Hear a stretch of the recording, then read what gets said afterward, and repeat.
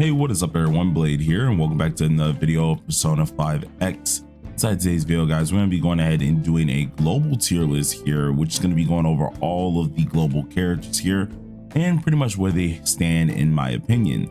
Now, as always, these tier lists are opinion based, and I will try to at least give as much information as possible here. So surely, hopefully you guys will enjoy this video. And if you do, be sure to hit that like button, hit that subscribe button. But before we get straight into it, you guys already know how much this means to me here, so be sure to check this out first. Before we continue with the video, be sure to support my channel by clicking the link in the description and starting a new Raid Shadow Legends account. You'll also get $200 worth of free goodies, a legendary champion, as well as 4 awesome epics as you level up. Make sure to use the code Desert Queen as well to get another legendary if you want to. And this helps out not only just me, but the channel a lot. So be sure to click that link and join me in Raid now. All right, so now that we got that all out the way, hopefully you guys really do check out that link. It will help support the channel quite a lot, especially in 2026, for helping me get a new PC to at least boost our quality in videos. So thank you guys for all. We'll check out that link. It will be down below in the comment section. Let's get to the video. So it has been quite some time since we've done a global tier list, at least a straight up global dedicated tier list here. I think the last one we did, as you guys can see on the screen, was in September, being 3 months ago here. So obviously we got to go ahead and change this around and actually get a fresh start on the year 2026. So we got to at least kick it off right. So let's go ahead and actually start doing that now. So I have obviously the whole tier list that we did pulled on up, and this is going to be obviously getting changed a lot, seeing a lot of these characters are no longer in this spacing. So how I do my tier list, for a lot of you guys who do not know how I do my tier list currently, it's always going to be based on these few things. They're always going to be based on generality. They're going to also be based a little bit on meta to an extent, because most people who look at tier lists are going to be pulling for meta as well. And then they are also going to be based at their optimal using points. So for most of these limiteds, they are going to be based on their A0. For characters like Marion, who is usually pulled with their A1, then I will be qualifying them for their A1. For characters like where we're going to rate Justine and Caroline based on their A1, seeing that as their probable using point, they will be based on their A1 placement. So with all of that in mind here, we're going to go ahead and get started and just see what we're going to do. So first things first, we got to move a ton of folks around here, and that's not going to be an easy situation, seeing that all of these characters have moved drastically. So we're just going to get started immediately, going for the D tier, who's going to immediately get joined to here, and that is going to be Closer. Closer herself, quite literally, is just not used, just like Mod 4-star, where the only place you're probably going to use them maybe once is going to be in the Velvet Trial section. Even then, she's not too useful, especially for her role point where she's meant to be a AoE DPS. She more likely comes off as a buffer to an extent to most teams, or more as a supportive unit to most teams.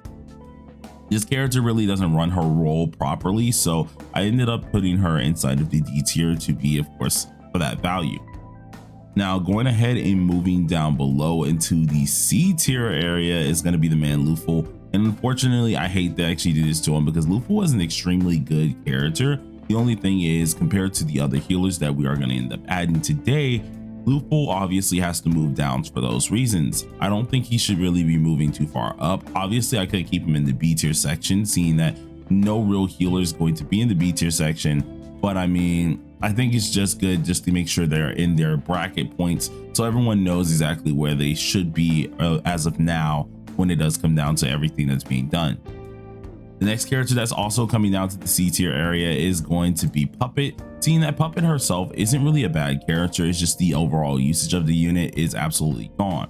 If you're obviously new to the game, you will go ahead and use her a little bit, but if you're looking for anything that is going to help your team continue gliding, you're probably going to still use Okyon, seeing that you still do need that damage. And then of course the other characters that need to be at least highlighted in this is obviously going to be Rico, seeing Rico can help you with knockdowns and get your all-out attacks, making her way more useful. So I thought going ahead and moving Puppet down to C should be pretty much a good probable cause. Now, joining some people inside of the D tier section here, honestly, I think this section should be perfectly fine. Like, it's not, of course, the most craziest section, To the extent I want to go ahead and move some people down, but I don't think it's fair to both Ryuji or Florette to go ahead and get them to the B tier section. So I think they can go ahead and stay in the A tier section for this one as well. I was writing my notes that I was going to move them down, but I think they should pretty much stay here after further thinking about it, especially on their use and of course the overall substitution for both of those characters.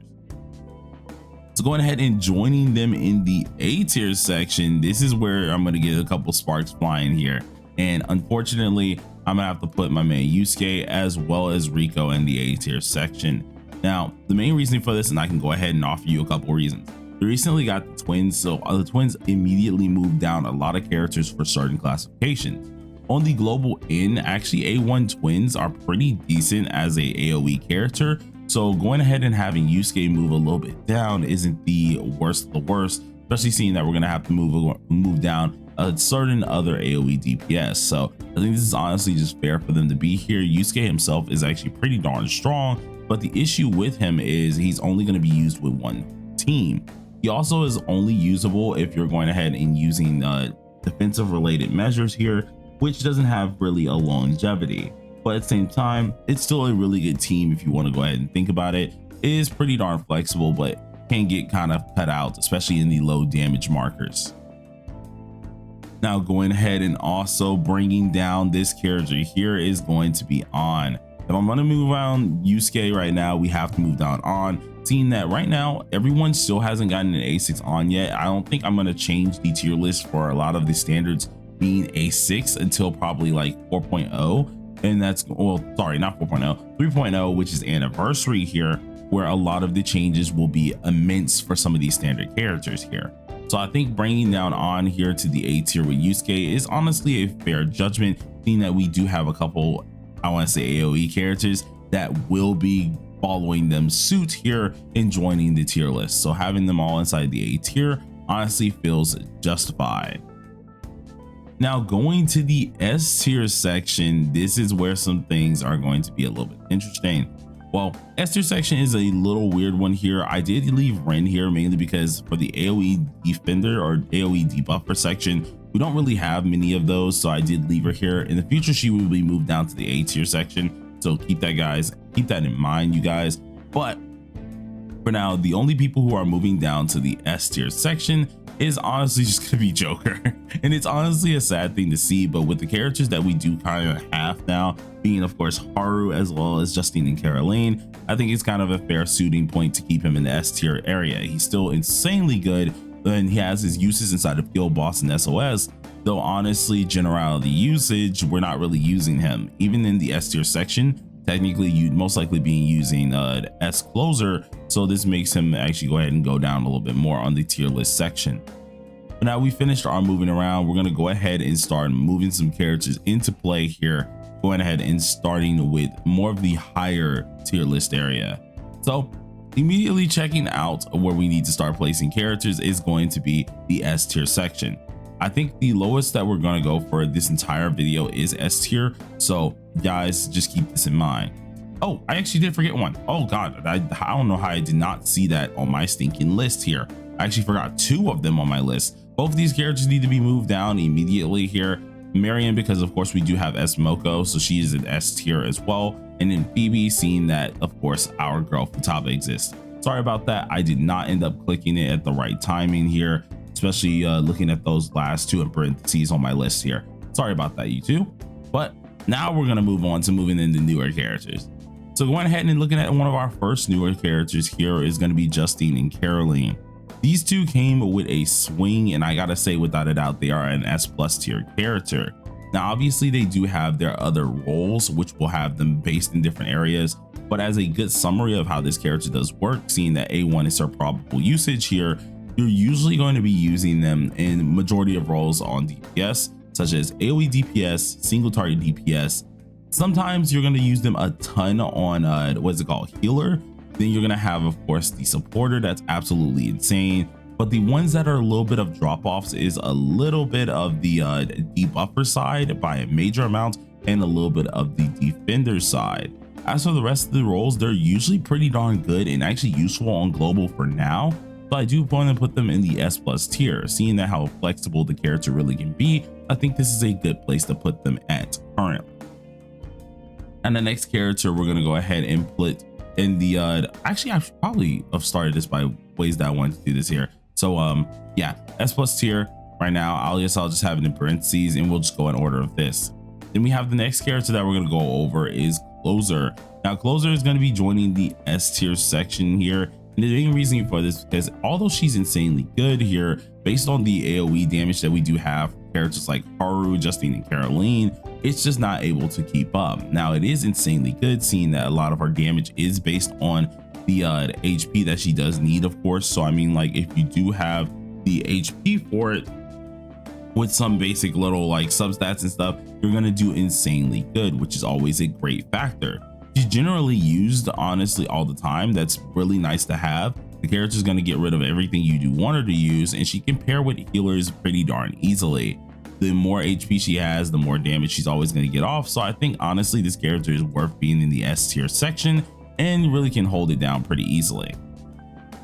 Next character that we're going to go ahead and go over is going to be Moko. Moko here is going to go into the S+ tier, seeing that her as a healer is probably one of the top-notch healers in this game, especially if you're taking her on her usability that a lot of people pulled her for, which was for the A1. So if we go ahead and take off, or at least think about Moko with her A1 here, and a lot of people were already pulling just for Haru, but to get the real usage out of her, the A1 is really allowing you to do a ton more. Not only is she able to, of course, deal a little bit of damage while also buffing and healing, but the buff is actually insanely good. They actually ended up buffing her a little bit more, where it's not only just EHR that she's getting buffed for, but it's also just damage dealt in general.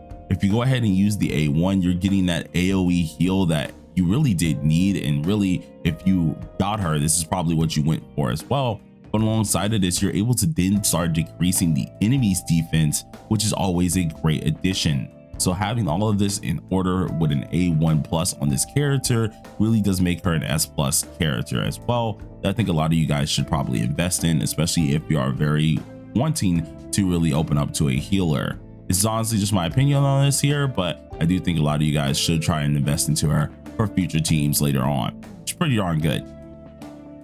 Now the next character that we're going to be going over is my man Messa. Messa is going to be joining the S tier section as a single target DPS, and the only reason for this is because single target wise, the Justine and Caroline are just as good as him, if not just a little bit better here, but none of them are out damaging or outdoing Makoto Nijima. The damage that Makoto Nijima can currently just absolutely do here makes this character get overshadowed by a ton. And the main reason for Messa getting down to this degree is mainly just because he doesn't have a team that truly does support him in a fashion that he needs to be supported. If you really wanted this character to function the way he wanted to function, A3 is pretty much a need here, and we're not going to be basing him off of the A3 mount because that's way too expensive for free to plays and even to some pay to wins. So A0 is just the place that I wanted to keep this character at here. And even in this mount, he actually does stick around in the S tier section, where I think he's very, very helpful. But the character is only going to be using his DOT side, so he's not taking full advantage over his entire kit. Hence the reason he's also staying in the S tier area. And the next character that we're going to be going over is Futaba. And Futaba, without a doubt, is entering the S+ tier realm of the gods. The reason for this is because Futaba is insanely good. Either way you think about it here, she has a little bit of everything, and this is just me rating her on an A0 fashion, seeing that A1, yes, it is probable that a lot of you guys got the A1, but A0, she does even more than enough. She's able to, of course, take down the enemy's weakness here, and this is obviously going to be just briefly, it's kind of like a weakness implant, but it's brief. It just takes down whatever the enemy is. So if they are repelling it, they're now resistant to it. If they're resistant to it, they're now normal. If they're now normal, they are now weak. It's very huge to see that a character can do something like this, and even on the TW side, she definitely is insanely worth using. Not only this, she actually has a really good defense down reduction, which is off of her skill 1, and then she is insanely great with actual awarenesses down the line. I do want to say that this character is fairly easy to build as well. For getting a lot of crit rate and such off of her, and seeing that she's an offensive Navi, it is always great to have a character like this around. Obviously, there are some problems with her, which you guys will obviously figure out, such as like her skill 3 comes back too late. But at the same time, I still think that as the Navi side of things, an S+ tier character, she does fall underneath this absolutely wholeheartedly. So don't have to say much on her. Now the next character that is joining the S+ tier here, and it's basically only on this classification. On global, defenders are still pretty usable, and with characters like Yusuke, this character makes him way on S+ tier pretty easily. And I would like to say Cherish is very, very good to actually use currently on global. Later down the line, he's obviously just going to move down, and it's only just going to be because we don't use defenders that too much until recently on TW, where obviously he's going to have a huge resurgence. But this character is honestly good. He's not too bad. The only problem is he is a standard unit, and with these standard units here, it makes most people not want to summon. If we look at his innate probabilities or things that he can actually go ahead and do here, he has some crazy shield effects that is insanely good. He's able to help out your damage bonus markers. The character pretty much never dies. He is really worth it. And with this classification in mind, seeing that we have no defenders up here, I think he definitely belongs in the S+ tier area. I know there's going to be some people that look at me and say, but Soy can do some things like this and he can be very useful. But when we do compare some of the factors between both S+ or both Cherish and Soy under the same classification, Cherish definitely does take the cake. Sure, Soy is able to do some defending and as well as a little bit of debuffing in this, but under their said classification and the usability of the character, if we're looking at this meta and generalistic usage here, this character definitely does stay in the S+ tier area. I do think he does deserve a little bit of respect on his name for now, at least. He will move down in the future, but he is pretty darn good for now to go ahead and use. All right, moving on to our last character that we need to rank, and that is going to be Haru, seeing that she's insanely good as well. Haru herself came out swinging this time around, and when I mean swinging, I mean dealing pretty much the most damage that you can deal. She doesn't even need to be qualified with the A1 marker at all here, so this character just at base is insanely good. She has some crazy burst damage that she's able to do. Her skill 1 absolutely melts different targets, and as well as her skill 3 does some crazy damage as well. The only hard part about her is you do have to understand a little bit of her kit in order to really optimize what you need to do with this character. But it does not hurt her position at all in the tier list, seeing that she still is one of the most heavy hitting AoE DPSs to date right now on the global end here. This character, without a freaking doubt, if you went ahead and got her, she's absolutely nice. The only problem with her, she does take a long time to actually get to that lovely nice damage, though still insanely good. If you want to go ahead and have a person who's based off of EHR to deal massive amount of damage, this is pretty much your go-to AoE character. Not to mention generalistic use, she actually isn't all too bad, especially if you are able to perform if you do have her A1 and you're able to perform that immediate A1 prompt damage that she does her skill 1, it honestly that isn't that bad for generalistic use, seeing that you're just promptly hitting the enemy and absolutely destroying them. So I do think this character does belong in the S+ tier area, which wraps up the rest of this video. So for a lot of you guys, as you can see what's on the list here currently, we're trying to keep everything pretty equal on our roles here. Since Justine and Caroline is here, they kind of go as a character that goes for all these roles. So technically there are 2 AoE DPSs, 2 single target DPSs, 2 supporters, 2 healers, and well, yes, 1 Navi for now, and 2 defenders. I think this is pretty much a valid take on at least the tier list itself here. But you guys, as always, let me know how you feel about this down below in the comment section. And until then, everybody, thank y'all for watching and peace out. Be sure to support my channel by clicking the link in the description and starting a new Raid Shadow Legends account. You'll also get $200 worth of free goodies, a legendary champion, as well as 4 awesome epics as you level up. Make sure to use the code Desert Queen as well to get another legendary if you want to, and this helps out not only just me but the channel a lot, so be sure to click that link and join me in Raid now. I appreciate all you guys and peace out.